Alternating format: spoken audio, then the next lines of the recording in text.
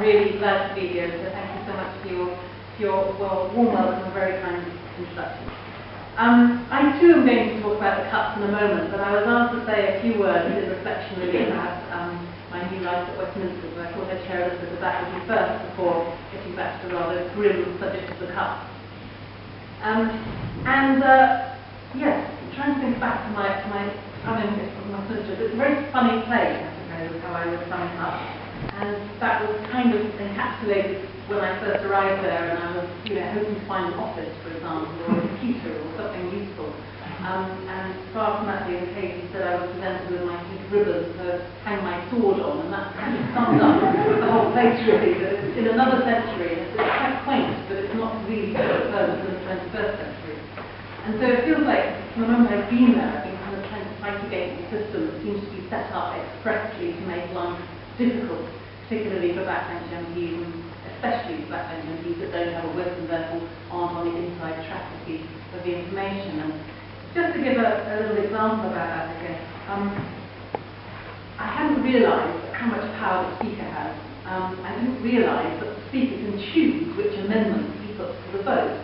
And so, for example, we were one of the very first votes that I was involved in when I was there was on the Strategic Defence Review, and rather naively I thought it might be a good idea to put Trident into the Strategic Defence Review, given that it is one of our biggest strategic weapons and costs an awful lot of money, and while we're having this defence review, why not put nuclear weapons into that review?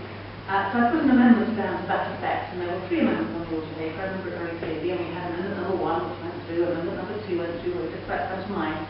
And then we sort of leapt over it and went on to the next business. And so I was left thinking, well, excuse me, you've missed out my amendment, and come back to it.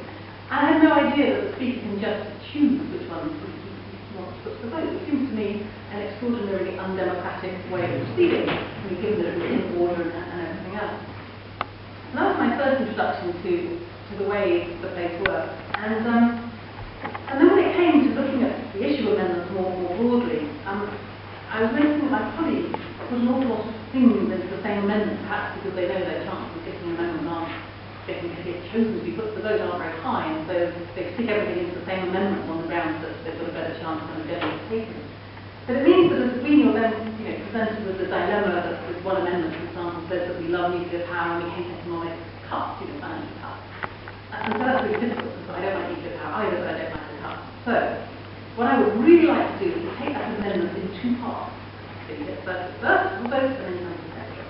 Now, in the European Parliament, in 20 different languages, it is perfectly possible to take an amendment in parts. At Westminster, mother of all parliaments, it is not possible to take an amendment in parts. You either like it or you don't. So then you are thinking, I'll have to abstain on it, because I agree with one part, and then do the other part. It's not going to be the same black or white, there's a big deal here. I should like to abstain. Unfortunately, I'm abstain either. You simply cannot abstain. The only way you can abstain is not to vote at all, which simply looks like you couldn't be bothered to get out of bed in the morning, so your ratings on all of those nice websites that track how much you take part in go down. Or you have to vote both yes and no, which would make it as if you're completely confused. Or many occasions it's not that confused. So it does feel like the whole system is not really set up to make life easy. And then adding insult to injury, I suppose, is the whole process of how you vote in Parliament. And I know you know this, and I knew it as well, but I hadn't really fully experienced quite how mad it could be. And so basically votes can take place at any time, 11 o'clock, midnight, whatever. And when the bell goes for the vote, you've got 8 minutes to get from wherever you are on the parliamentary estate to the chamber. Now, call me a little bit cynical, but they've put me, for some reason I know not, a very long way from the parliamentary chamber. So when that bell goes, I have 8 minutes to leg it through about 3 different buildings, an underground passage up the other end, and through the chamber. And all of this takes a heck of a lot of time. And I don't normally look back at the European Parliament with brilliant glass room, perhaps that's a very transparent and democratic place to be. But on this occasion I do, because in the European Parliament you have electronic voting. You know when the voting session is going to be, and you can get your votes quite quickly. And for example, 6 votes in the European Parliament will take you probably about a minute and a half. 6 votes at Westminster, I kid you not, take at least 1 hour. Because it takes 15 minutes minimum for all of this running from wherever you are on the estate, and then you file through the I lobby or the no lobby, and you are, so you cross off on the register. So work around parliamentary reform. I mean, I know people have been there and tried it before, so I'm not suggesting that on my own I'm going to achieve it, but I do sense, and I think it's quite important, that there are an awful lot of new members who come into the Parliament who share my sense of horror really at the way things work. And they come from professional backgrounds, and they still remember what life was like in the real world, and there is a bit of a momentum, I think, now to try to change the way in which systems do work. So, I mean, they're all progress, but there are slow processes being made. And so, for example, I wrote a short report with some proposals that I thought would be a good idea and circulated that to all the MP colleagues. And quite a lot of them got back and said, I don't agree with all of your proposals, but I do agree that things to be looked at. We had a big debate in Parliament on it, and around 45 MPs came along and spoke in the debate. And so it is slowly moving forward, but just to give you one example of just how glacial progress is. I mean, my biggest hope for the first bit of reform doesn't sound life-threatening, but it will make a small improvement, which is that when people put amendments, at the moment they basically say the clause B replace X and add Y, you know. And so for any normal mortal, if you haven't read all the background documents, you can't make head or tail what that amendment is getting at. And certainly for members of the public, perhaps trying to follow it on the Parliament channel or something like that, you certainly can't make head or tail it. So what we're trying to do is to get a short explanatory statement to say what your amendment is intending to achieve. But it would be a small change, and one of the small changes I think it was made is not only about the transparency that allowing other people to follow what we're doing, but it would mean that MPs themselves know what they're doing. And believe me, most of them don't. In the sense that the system is so whipped. You know, I've seen literally whipped stand in front of the yes or no and push their members back, you know, because they were about to go to the wrong lobby. And if you don't know what you're voting on, if you're just running along and you're just looking at, you know, say left and Y, and you might be all on that. You know, it's easy if you get literally pushed around that thing, but if you actually had a brief statement that would tell you what the effective amendment was, and then you might have a better chance of perhaps even challenging your list and suggesting that we should do things differently. So, that's a little bit about the frustrations of the place. I mean, it is, at the same time, obviously, an enormous honour and a privilege to be there, and it's very exciting as well. And one of the things I just wanted to briefly address was the issue of what difference can just, you know, one keynote and one MP that only do.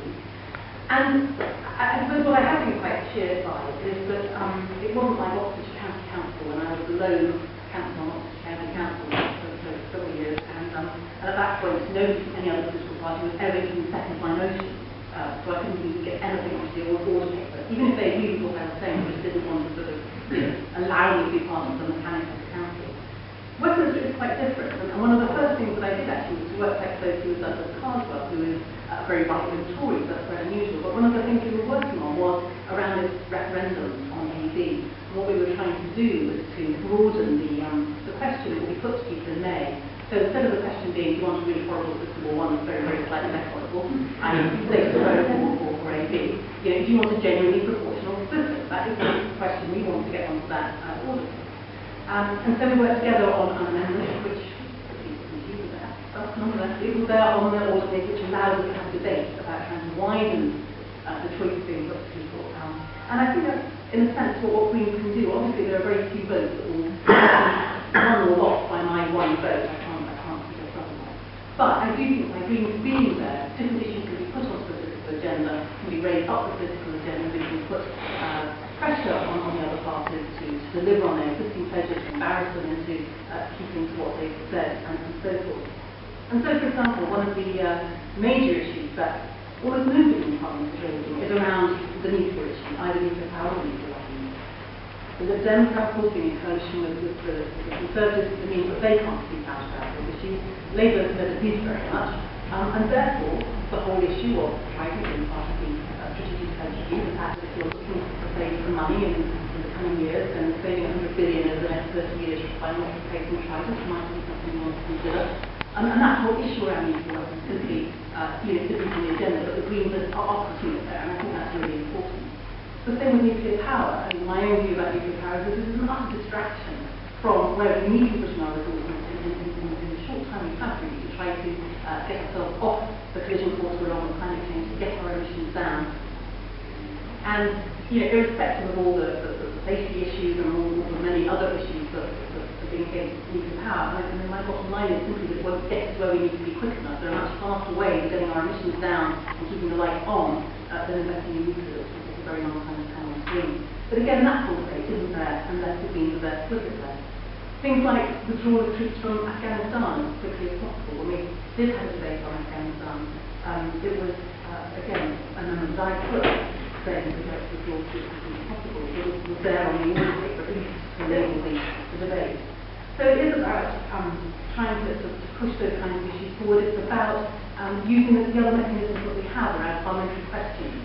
You know, for example, asking Michael Gove just how many school sports partnerships he seems to support the decided to scrap the school sports partnerships, answer 0.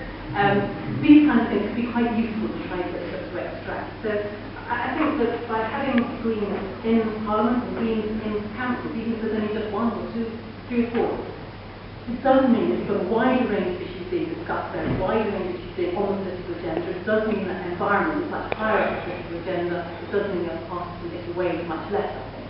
And those are all good reasons, even just the House wanting to be pushing social and environmental justice